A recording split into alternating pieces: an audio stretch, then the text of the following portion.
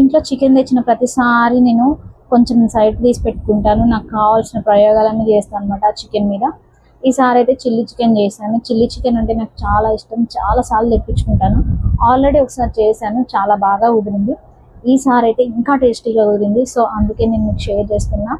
చాలా బాగుంటుంది, రెస్టారెంట్ స్టైల్లో చేశాను నేను. సూపర్ టేస్టీగా కుదిరింది. ప్రాసెస్ చూసేయండి.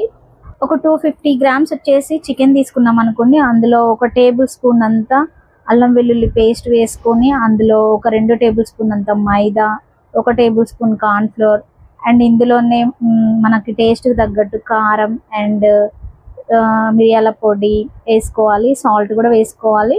వేసుకొని మ్యారినేట్ చేసుకోవాలి. దీన్ని ఫ్రిడ్జ్లో పెట్టుకోండి. ఫ్రిడ్జ్లో మీరు ఎప్పుడు కావాలంటే అప్పుడు బయటికి తీసి ఇందులో కొంచెం ఎగ్ అయితే కలుపుకొని పెట్టుకోవాలి. పెట్టుకున్న తర్వాత ఆయిల్ హీట్ చేసుకోవాలి. ఆయిల్ ఎప్పుడు లో ఫ్లేమ్లో ఉండాలండి. ఆయిల్ మంచిగా హీట్ చేసుకొని లో ఫ్లేమ్లో పెట్టుకొని అందులో ముక్కలు విడివిడిగా వేసుకోవాలి. ఎక్కువ వేసుకోవద్దు, వేసుకుంటే అంటుకొని పోతాయి. ఎందుకంటే మనం మైదా వేసాం కాబట్టి.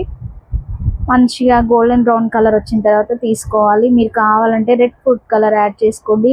కలర్ కోసం కాశ్మీరీ చిల్లీ పౌడర్ అయినా వేసుకోవచ్చు, మంచిగా వస్తుంది.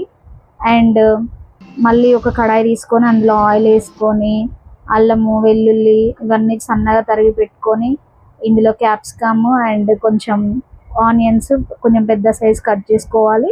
అండ్ సాల్ట్, అందులో పెప్పర్, కొంచెం Schezwan sauce and chilli sauce, soya sauce, vinegar అన్నీ వేసుకొని మంచిగా హై ఫ్లేమ్లో టాస్ చేసుకొని అండ్ అందులో కొంచెం కార్న్ఫ్లోర్తో కలుపుకున్న వాటర్ని అందులో వేసుకోవాలి.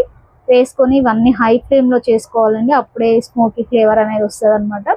అండ్ మనం ఆల్రెడీ చేసి పెట్టుకున్నాం కదా చికెన్ పీసెస్, అవి ఇందులో వేసుకొని హై ఫ్లేమ్లో చేసుకోవాలి. అండ్ ఇంకేంటి, చాలా టేస్టీ, సూపర్ టేస్టీ ఉంటుంది, తినేయడమే ఇంకా.